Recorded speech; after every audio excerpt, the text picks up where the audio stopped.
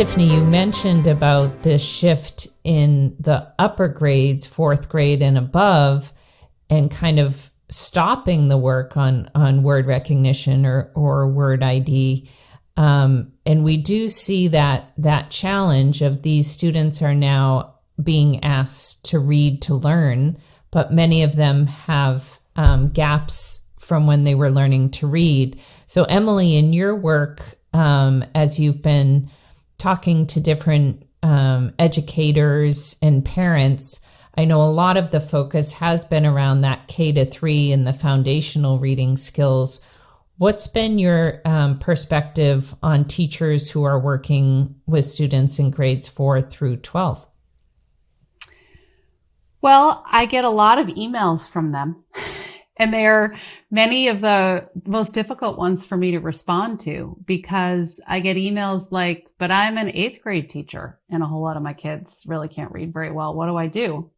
I'd love to do some future reporting more on that, like the how of that, because it is really a complex how. Just at a logistical level, so many other levels too. But by the time a kid gets into upper elementary and especially middle school, there's not really time in the day for taking them back to teach them a lot of the stuff that they missed, right? What are you going to take them out of? Social studies? Well, that's going to be a mistake, because in fact, we actually know that what they're learning in social studies, hopefully with a good rigorous curriculum, is essential to the development of their language comprehension, reading comprehension knowledge that is going to be required to be a good reader who can understand what you read.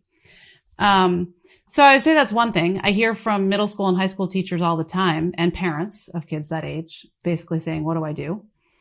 I think another thing, though, is I think that this reporting and this attention, not just my reporting, but I would say an overall attention that's coming from people like Tiffany and their work, and many researchers, and a lot of other reporting that's being done, and teachers who are really speaking up about this. There's a lot going on right now out there in the national conversation about this so-called science of reading.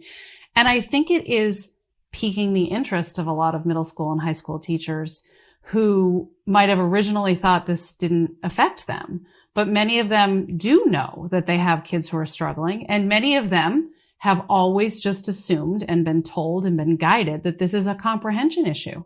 And they're understanding that a comprehension issue, just getting back to what Tiffany was just talking about, has parts to it, and that there are a percentage of these kids, not all, but many, I think, and many are saying, like, I didn't really realize that these kids were missing the sort of foundational skills of how to decode the words. They haven't gotten good at that. They haven't gotten automatic. They can sound out the words, some of them, but they skip a lot of them. And this just isn't a skill that they have developed. It is not. They have so many middle school and high school teachers and tutors are saying, I have to break this habit of them just skipping the words, guessing, just getting the gist of it. It's like they learned that reading isn't necessarily accurately reading all the words. They have taken this kind of sense of what reading is, which is where Soul to Story actually gets to. It gets to this kind of heady question, like, what is reading?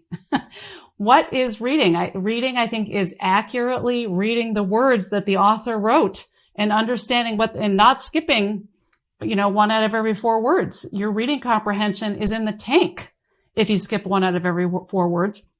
In fact, Tiffany can talk about this, but there's research that shows that missing just a few words in a higher level text can profoundly affect your understanding. So if it doesn't take much to be led astray as you're reading if you're not getting those words. And the point is that getting most of the words, almost all of them accurately, is something that you have to be able to do sort of in order to be able to comprehend, and also in order for your brain to spend the time it needs to spend on comprehension, which is a difficult cognitive task, reading a complex text and understanding what's going on. What we don't want is an 8th grader struggling with the words.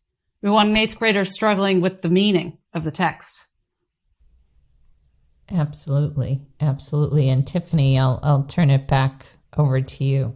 I think too that I hear from a lot of middle school and high school teachers as well. And what's even tricky too is thinking about systemic change and the systems that are in place to support children around word reading in the middle and high school level. They're just not in place for many districts.